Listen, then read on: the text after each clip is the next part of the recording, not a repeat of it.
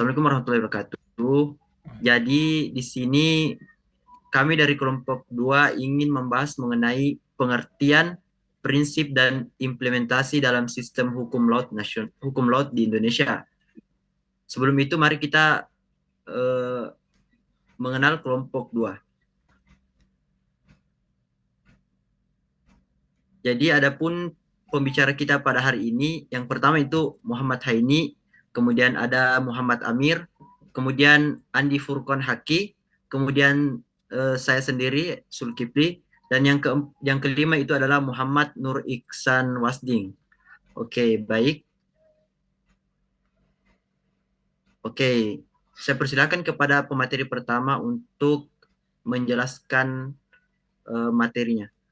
Baik, terima kasih moderator. Yang pertama, definisi hukum laut. Hukum yang mengatur segala aktivitas di laut, baik terkait hak milik, kontrak, dan tanggung jawab di perairan laut.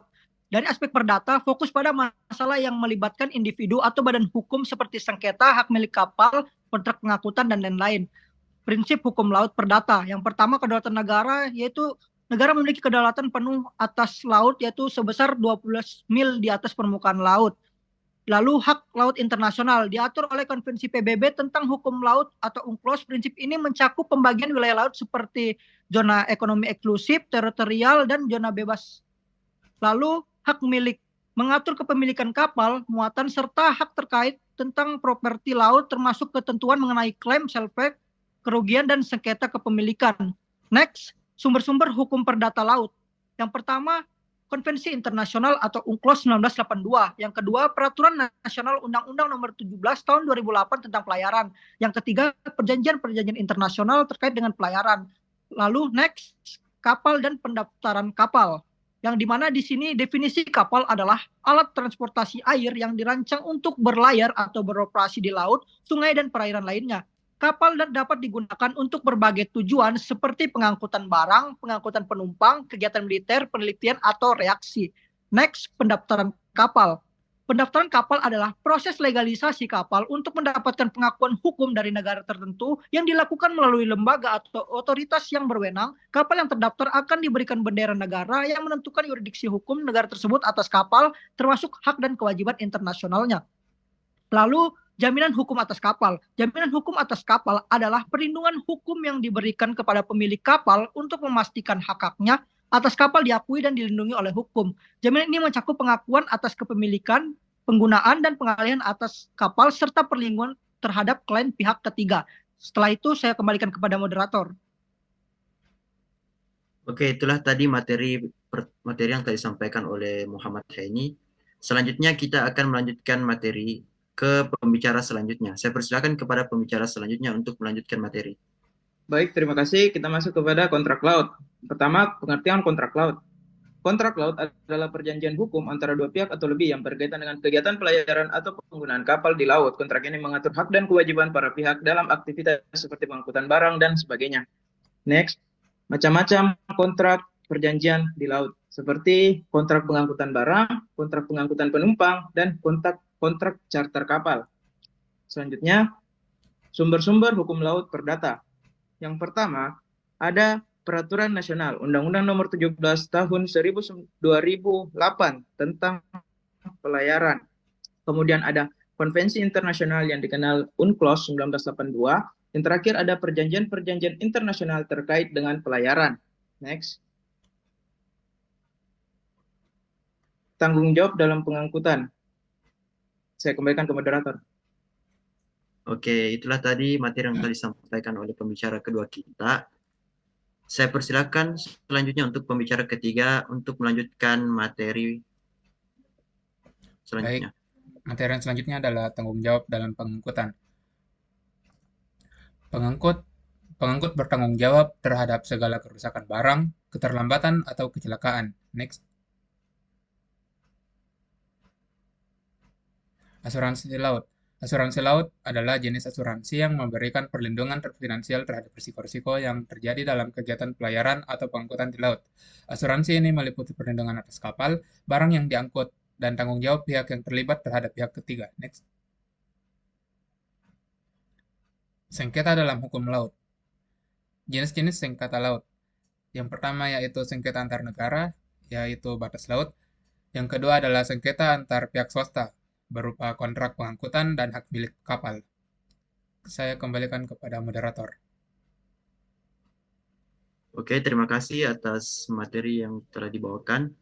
Selanjutnya saya persilakan kepada pembicara selanjutnya untuk melanjutkan materi. Saya persilakan. Oke, terima kasih moderator. Selanjutnya itu adalah penyelesaian sengketa. Kemudian yang bersingkatnya itu atas hal ini, terutama atas sengketa laut itu memiliki kapal dan hutan itu dapat menyelesaikan perkara di arbitrase internasional ataupun pengadilan negara. Kemudian pengaturan tanggung jawab atas kecelakaan laut. Kecelakaan laut itu adalah insiden yang terjadi di laut yang melibatkan kapal muatan yang menyebabkan kerusakan, kerugian, cedera, atau kehilangan nyawa. Kemudian tanggung jawabnya. Kemudian pertama itu ada tanggung jawab objektif atau strict liability. Tanggung jawab itu timbul tanpa memperhatikan kesalahan atau kelalaian daripada pemilik kapal.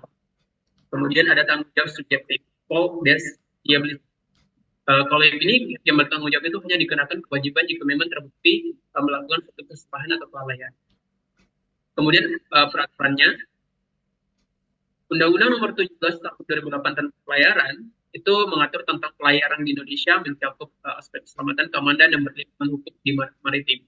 Kemudian ini juga berfungsi sebagai landasan hukum bagi segala aktivitas yang ada di wilayah Indonesia.